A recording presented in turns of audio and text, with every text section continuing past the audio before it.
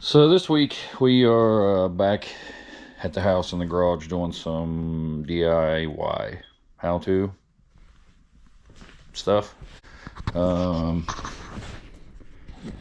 gonna do a little more camp mini bike tinkering. Right now, top speed is like 20 with me on it, which I don't know what the weight limit is. I think I've heard like 220 or something, 200. I'm past that. I think I'm like 280-ish. So already have no business being on it, but I want to see if I can't get a little more speed out of it. I know there's a lot of stuff you can do to these. I don't plan on going crazy with it because it's just something to take to camp, ride around. I do plan on doing some camping off of it. So there's some mods in the store.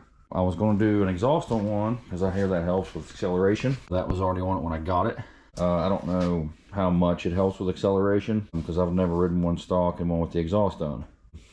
I have heard that it doesn't help a lot with speed, but I need acceleration, especially, you know, being overweight on it already. And then if I do some camping off of it, I'm not going to add a ton of weight, don't get me wrong. I'm not going to like take tents and cots and firewood and coolers and, you know what I mean. I'll do it sensibly for what it is. Air filter mods I'm not sure about. I've heard they don't help a ton. One guy that I watched said that it didn't help anything with speed. The governor is going to be my best and cheapest option. So I'm going to go with that for now. See what that does. I've heard speeds up to like 30-ish, which I'd be content with for now. And then I think I'm also going to do a little headlight upgrade because these are pretty much garbage straight out of the box. But first, I'd say we're going to do a test ride with the speedometer on my phone, see what kind of speed we actually have right now, because I haven't done that yet. It's snowy and cold out, so picked a great day to do this.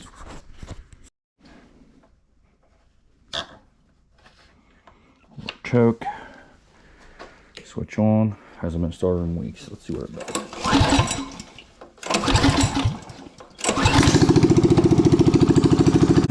Well, it's a little cold natured, but it started easier than I thought it would.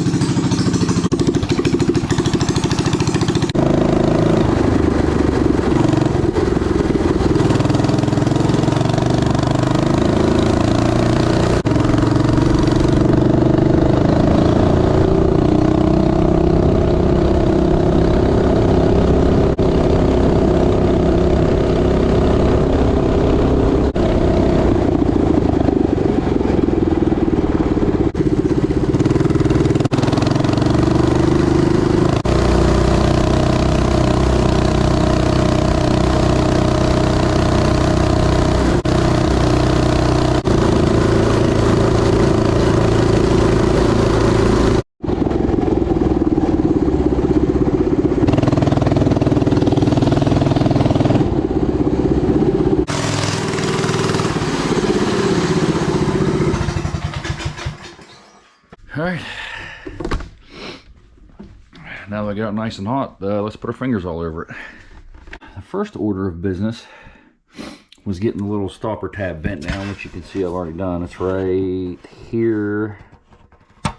So when I bring the throttle back, twist it, it hits that screw right here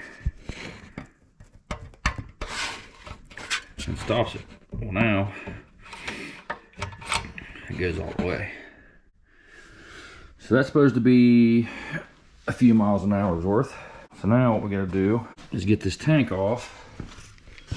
Well, I'm not gonna take it completely off. I should probably just take it loose, because if you can see it back in there, nope, cannot. What is happening? Oh, anyways, if you can see it, I'll find out later editing this. There's a black spring in there. What happens is when you twist your throttle, that spring expands, which kicks in the governor, right? And slows it down, keeps it at a certain speed. So our goal here is to keep that spring tight. So when you twist the throttle, instead of opening the governor, it just stays. Because that's really the only thing we're doing here is just keeping that spring from opening. So, you know, keeping the governor down. So, let's see what we got here. We need to get that bolt. That bolt holds the tank. I think there's one or two on the back side. Alright, so we'll pull these off. Wrong way. Up.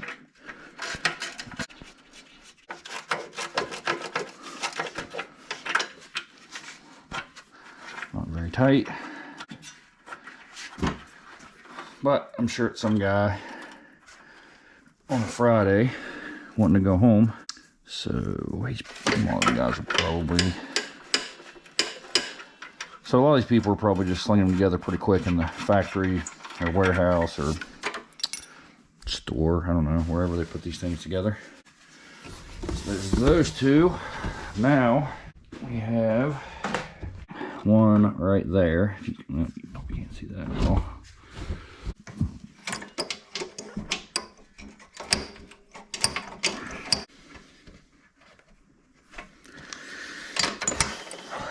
Here we go again with this game. Loose for the ratchet, tight for the fingers. Now, nice and loose. So if you wanted to, you could definitely pull your fuel line off and take the tank completely off. But I'm not going to do that. See right there, little garbage wire clamps. Or pull it off down here at the carb, pull it out through. But I'm gonna jam something under this tank because all we gotta get to is right here to the spring, right? Now you can see how much it springs forward whenever you pull the throttle. So we just gotta keep that tight. A little plays, whatever, you know what I mean, if you don't want to cinch it down as hard as you can, but see if I can't find a zip tie or two and tighten that down. Okay, so what I'm thinking of doing here is ripping that off and throwing it. Now this zip tie fits through there pretty nice, like, you know, size-wise. It's pretty snug, it's not too big, not too small. So what I may end up doing is just pulling it all the way through. I've seen other people take it back and tie it to itself, but I'm wondering like how big that's going to be under there. I don't know if it'd like snag on the fuel tank, like if you just hooked it right back to itself like that and pulled it tight. So I think I might do is just pull it all the way through to where it's all the way at the end of the zip tie. Is it the clicky ratcheting teeth hold downer part, and then take another zip tie, feed it on through this end, right, snug it down, snip this whole zip tie off and waste it all except for that part. I think that way it would be a little more streamlined under there, maybe. I don't know, try it. What's the worst could happen? Maybe the throttle will just stick wide open and crash me straight into a tree or creek or something kind of like that. I'm thinking trim that tail off.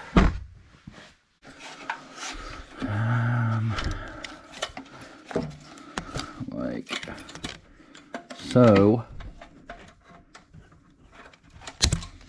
So now I feel like that's, I don't know if it would even make a difference. I'm gonna say no, but a little more streamlined than like it looped back, because it'll have a little gap sticking up a little bit higher and whatever. Okay, trim this guy off. Now, when you twist your throttle, that spring can't open. So that's supposed to be the theory here. Which, I don't know. Like, to look at it under here while it's working, it doesn't look like it makes that big of a difference. But we'll get this tank strap back down into place, see what happens. On this one, we want to make sure we don't forget our ground or can only really be a ground or a kill switch or a headlight ground. I don't know, something. It can't be much. There's really not any wiring to this thing other than those things. Probably better start the other side first, because I know if I tighten it down all the way and then come to this side, it's not gonna start.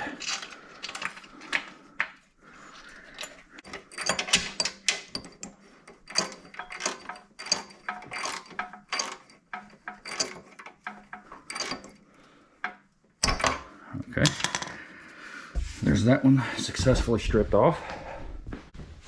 I'll get back to these two.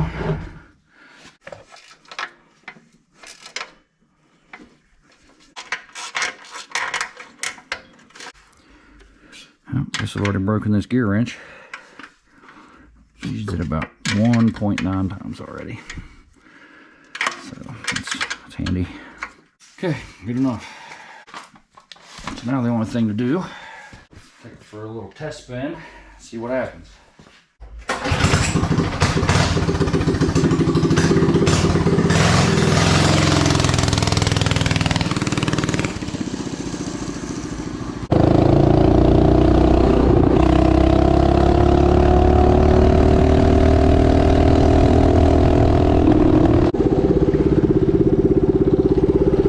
You can see there how weak that headlight is.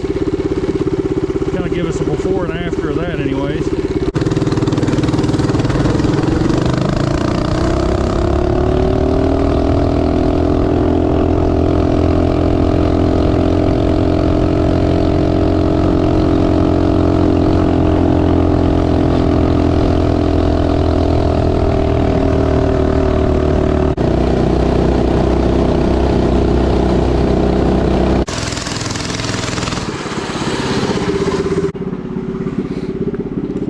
So as you can definitely tell, the headlight's very dim from the factory. You don't really do it while it's running, but I'll show you.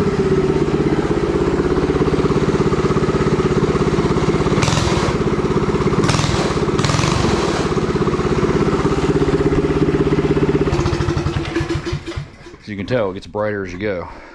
So let's look into that, because I have a little LED light I'm thinking about trying out on this thing.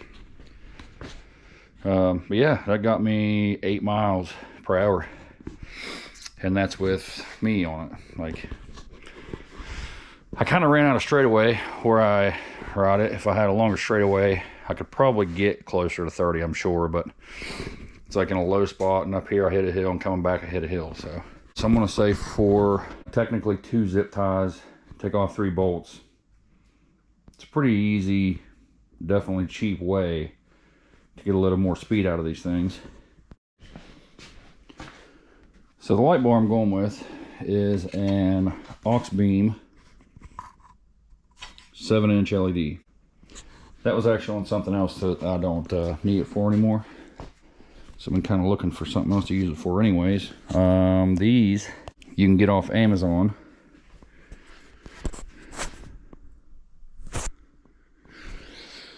I don't know why I try this every single week, because you can't see nothing. But anyways, it's there. Amazon's choice, 36 watt, $40.99. Thought we had some like specs, 6000K collar temperature with 3600 lumens. If those have 3600 lumens, then I'm guessing that thing has 0.9 lumens. I don't know, but I've had about enough of that, so I'm gonna get this bolt out and these zip ties that are holding on apparently, and figure out a way to mount it. Okay, let's see if we can get this actual bolt out of here.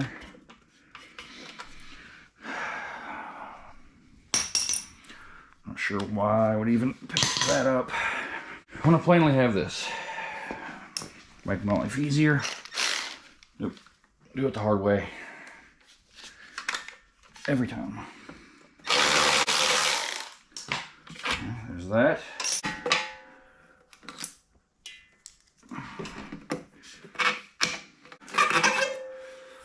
Okay. So,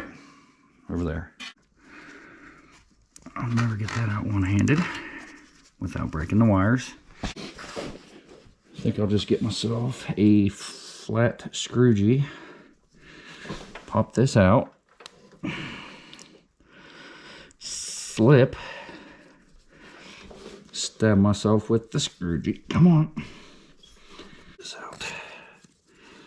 Use my knife. That's way sharper, so when I stab myself, I'll really make it count. It's apparently in there for life. I don't know what's happening here. Just gonna move on to the pliers instead. Sure that'll do something, right? Hey, look at that. Yeah. That. I will reuse the plug, so it's more, you know, factory and whatnot. So now, let's gotta figure out a way to make this mount to that. Good to center that up first. That's definitely not even close. It's not very easy trying to do anything one-handed. I'm not like gonna measure anything by any means. I just didn't want it to be like noticeably off. And these have an adjustment to when you loosen those two, you can slide it all the way forward. Right? So then when you're mounted, the light's pointing down more. My thumb's right in the way, so you probably can't tell. Still nothing. Perfect. Or you can like slide it all the way back. When it's all the way back, when you're flat, your light's pointing up more. I'm kind of low anyways. I don't know, I'm gonna go for like a 90 degree-ish. Yeah, we'll try that. All right, so I've done a little rooting around and I think I've come up with something here. So I found this. Don't know what it's from, but I'm a really bad hoarder. So I'll just say I saved it one day and thought I'll use it one day, and it's been 10 years. But it's like just, I mean, a hair too wide, right? So I'm gonna just scooch a nick off the side to where it fits in there snug, right? So when I tighten down the bolt, it doesn't flop. And then what I'm gonna do to mount the light to is this that I also found and kept, which I think this is to locks for like toolboxes, like trailer boxes or toolboxes you put under your flatbed of your truck. I think like these are adjustable, so they like do stuff to keep stuff locked. But for me, it's going to be, can't even do this and show you at all. What I'm going to do is just kind of stick it right there, like so. Weld it down, and then this will be on the end, which goes right through the hole. So let's see how that works out. Alright, doesn't look like we need much. Anybody else use a cutoff wheel to grind? That's a good choice. Also, definitely no one hold what you're grinding with bare hands because it gets hot, and this could just jump right over and give yourself one less finger. Or at least a really good cut or scratch, because I've done that about 1,000,000 times. Oh yeah. Yeah. So that's pretty much what I'm going after right there. Nice and snug. So now we just have to make that mount to that. So I'll set this right here where I'm not going to be able to hold on to it. Turn on a little gas. My welding hood is flashing low battery, so that's perfect. Should be good and blind here in a few minutes. Thinking that's probably smooth enough to where I can maybe just grind right off the vise, I hope. That's coming off there. And this will just kind of center up and call it good enough. Yeah, that's probably good. Hold it here. Center it up. Burn myself. Already way too hot to touch.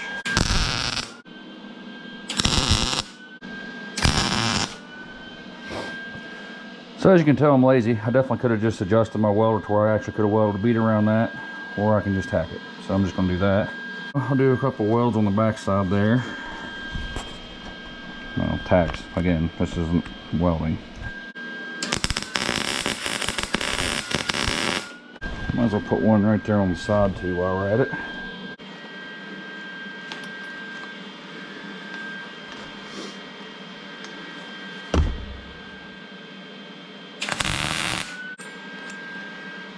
Don't just put 2 gloves on. That way I'll stop trying to grab it with my bare hand.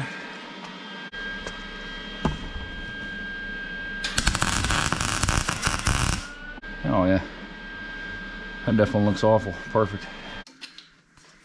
So now I'm gonna let that cool for a few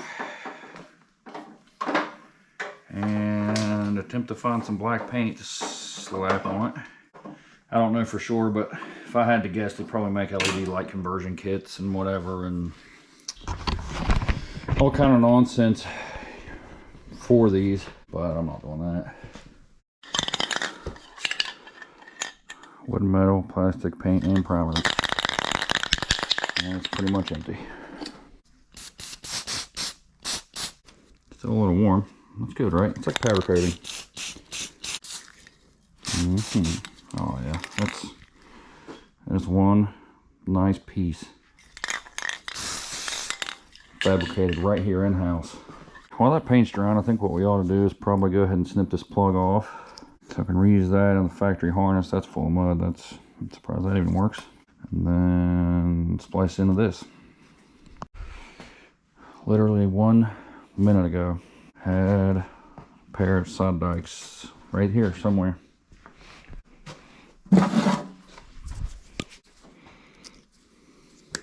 Not really sure which of these is like power and ground. So I'll just hook it up and try it. Don't know.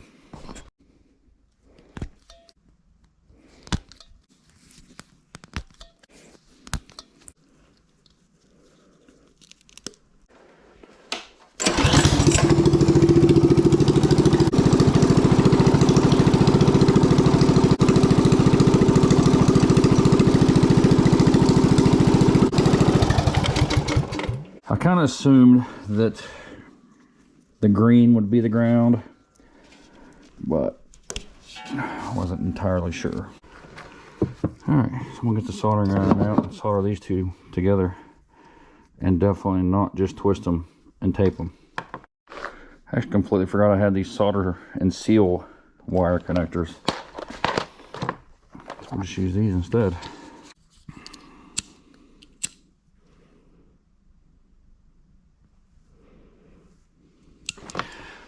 Okay, that lighter's garbage.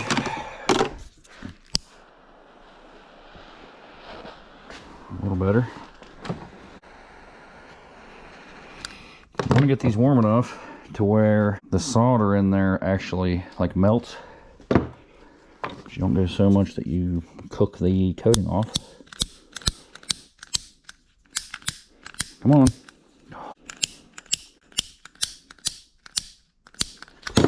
I don't even know what that is.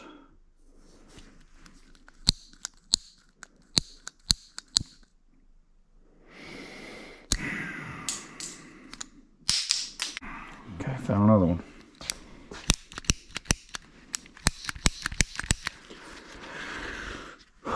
This is not even real.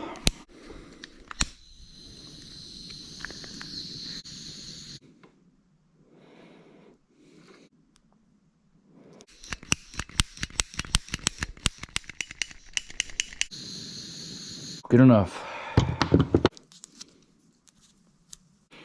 Terrible tape job. Check.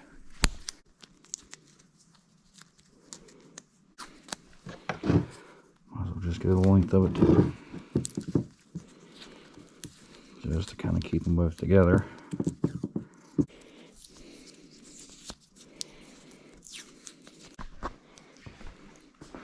That looks factory to me. So I'm gonna say that our mount could be dry by now.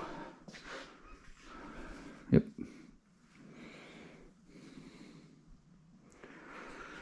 Definitely do the job. And I've definitely kicked the nut and bolt by now 7 times. I'm gonna find that again. Alright, so we got that kind of loosely mounted, because I don't know where we're going to want to adjust it to yet. The nut and bolt that I had, or not nut and bolt, the lock washer and nut. So this is gone now. Finally found those.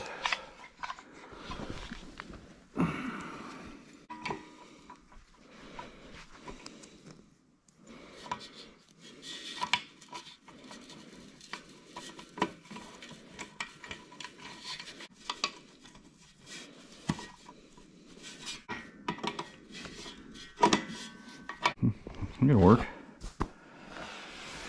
So now we need to run our wiring back here. Okay, grab a zip tie. Tie this wire up somewhere here. Yeah, that's probably good enough.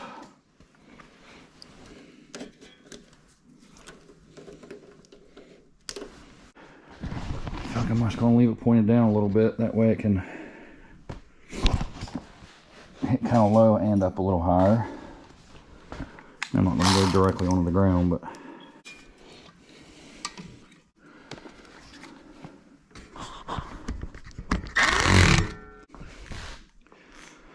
yeah, I don't know, it's easy to adjust. Just want to try it right there, give it a little test run, see how much brighter it is.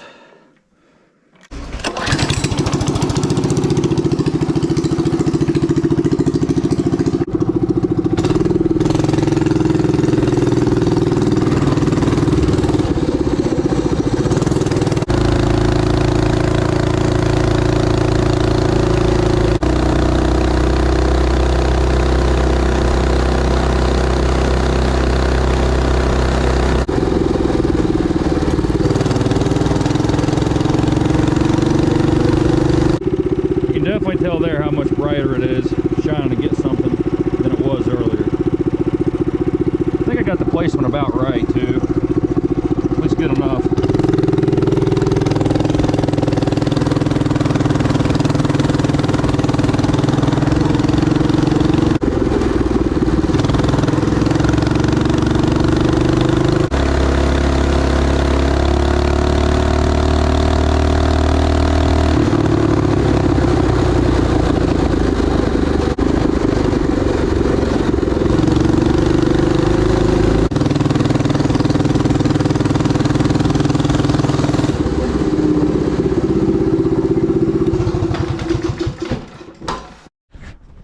I don't know how, with such a little project, I string out 30 tools, make a huge mess, drag out way too much stuff for that. Well, that's pretty much it for that. I'm pretty pleased with it overall. That was not very hard to make it go a little faster. And then, like I say, the light, I'm sure you can buy these light kits, but I had that laying around. I had the little pieces of metal laying around to make a mount, so that was no big deal. Yeah, that's kind of one thing that drew me to these in the beginning, is they're really cheap to work on and kind of easy, and there's a lot of stuff out there for them now. So I mean, that engine could completely explode. I could go straight to Tractor Supply or Harbor Freight, or you know, most likely Harbor Freight, and get a whole engine and have it running again in no time. So yeah, that's mostly what I wanted to address for now. I don't think I'm going to do anything too crazy. I know you can get different valve springs for them. Not concerned with that. With the extra weight on it, I'm kind of wondering if maybe a torque converter wouldn't be a bad idea.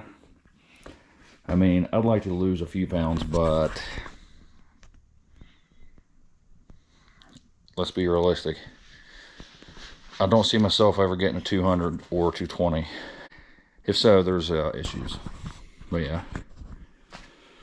So yeah, that's pretty much it for now. I think anything else I want to do to this thing, I'll make another video. So yeah. Thanks for watching.